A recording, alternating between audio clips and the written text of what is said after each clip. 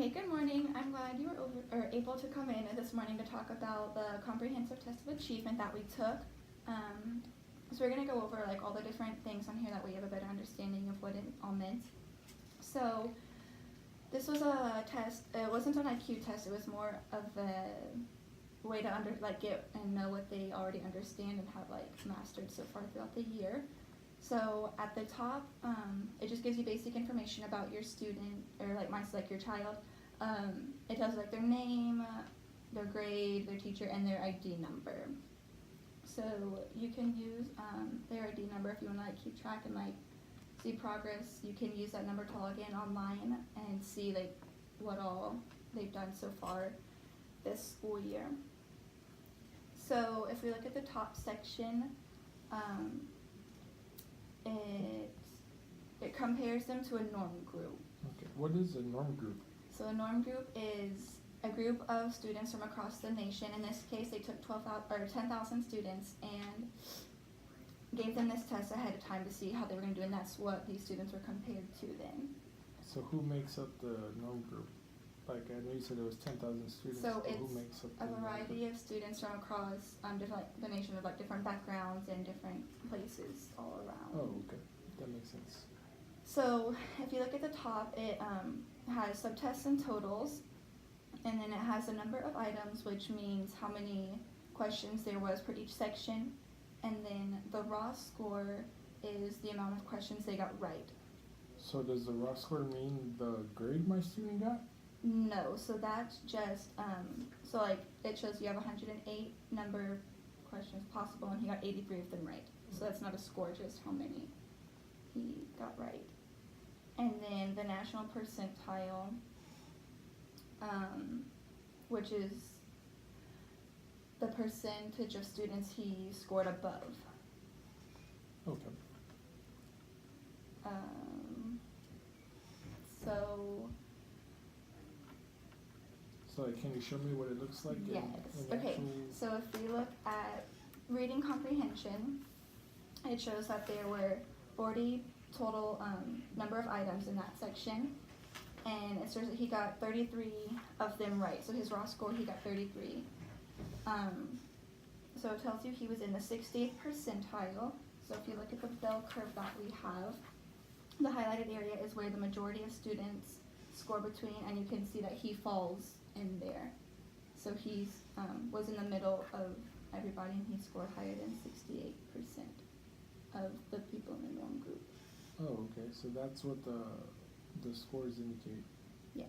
So do you have any other questions about that? Yes. So I'm looking at what is it right here when it shows the scaled score? What is that? So the scaled score is just another way of seeing how they did. And so he got, for the reading comprehension, he scored 548. So if you look down here, it shows that was the middle. He's still in that middle area of the scale score. So it went from 200 to 800, and he got a 508. So he was still in the middle. Oh, okay. And they kind of align with all each other. Yes. So you can see he was on both sections. He was good. Oh, okay. And what is this right here on the right hand side where it says percentile bands? So percentile bands, so that is where we look at our standard error of measurement. And so if we were, so it's a difference of 3 to 4 percent. So if we were to give this test to your student or child multiple times, he would score within 3 to 4 more percent of what he got this time. Oh, okay. That's pretty straightforward. The only two things I really didn't understand were where it says basic battery and complete battery. I did not send my child with batteries to school that day. So they didn't need batteries for the test. What that means is, so basic battery is reading, math, language, listening, spelling, all of the more subjects that we focus on more during the day.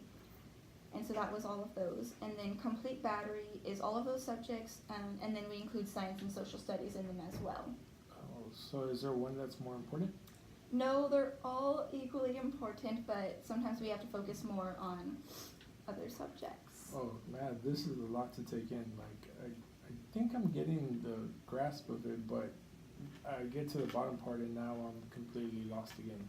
Okay, so the bottom part is, it gives you the same information, it's just a different way of looking at it.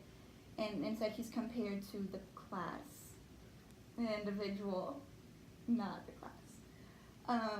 So it shows how he's measured to compared to like everyone in the class, or like just how they did by themselves? Just how he did by himself as an individual. Oh, okay. So if you want, we can go ahead and take a look at underneath word analysis. And so for structural analysis, it showed that the number of possible questions was 10, and he did score 10, he got all 10 of them right. So he scored very high in that section. And if you look in here, you can see all the different other work samples we've done, and that he's done very well. So what is this? It was another portfolio that we had done in class. And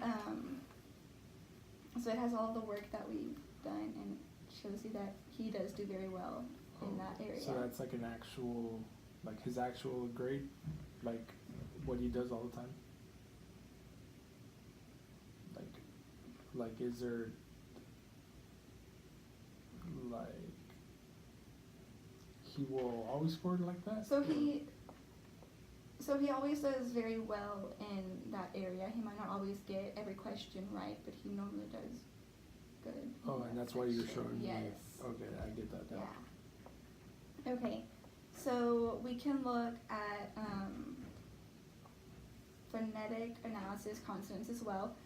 So it shows you that there was 11 possible questions in that section, and he got 6 of them right. So it does show that he scored low in that area, which I do agree with. He sometimes he struggles with that section in class, and so in the portfolio again. So like, how do you know he struggles? Like, can you show me evidence? Yes. So in the portfolio, we have different work samples and assignments we've done within the classroom, and you see that he doesn't always score very well on them. So we've been trying to work on that. I see, yeah, like, and he's getting the same kind of grades here as he did there. Okay, Yes. that makes sense.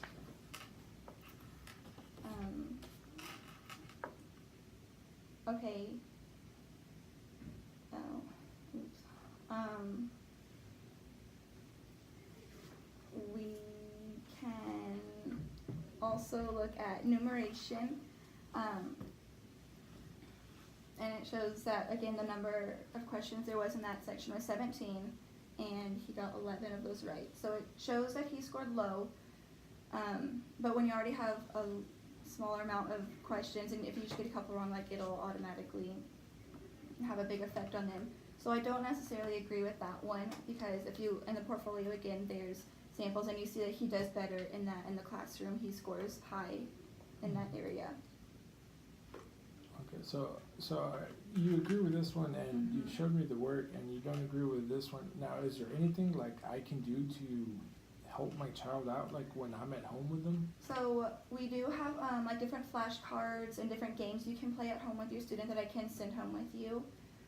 There's also really good websites that have fun interactive games for them to play, and it's really helpful, and a lot of students like to use those. We use them a lot in the classroom as well. And the last one I wanted to go over with you was life science. And so there was 7 questions in that one as well, and he did get all of those right. So he does very well in the life science area.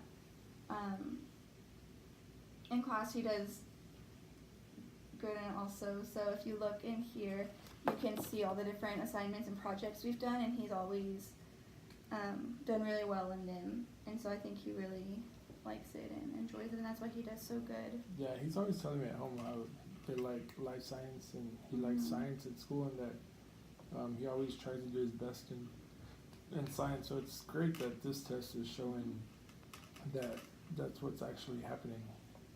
But that was all of the scores and answers. Did you have any other questions about how to read this? Yes, I know you said in the beginning there was a way I can keep track of this. Yes. What exactly do I need? So did you say just his name? need his ID number, and yeah, so you'll go online to the website that we have, and I can send the information home with you, and you just use that number to log in, and you can see his progress and all the information that we've gathered this year. Okay, and how often does he take this test? Like, when does he have another one so I can prepare him for it? Is it like just once a year? Yes. So once a year they'll take the test towards the end of the year, Okay. and it'll show how they scored. Okay, good, because I think this would be a lot for a yeah. child to take in. So. And yeah, like I said, we didn't take it all like in one sitting. It was taken in the course of a few days, so that way they weren't bombarded with all Is of that? it. I think I got a Yeah. letter in the mail, Yes. or not in the mail, that you had sent home. Yeah, so that was when we took this exam that week. But I can get different things to send home and with y'all, and I can send them home with your student at the end of the day. Okay, perfect. That'll be pretty good. I think together we can help him succeed. Yeah, I think he's doing really well. I mean, other than that, I mean, you really answered my questions as far as all the ones I had about this, so I don't have any other questions. Okay, well, thank you very much for coming in this morning. That would be all. Thank you. Thank you.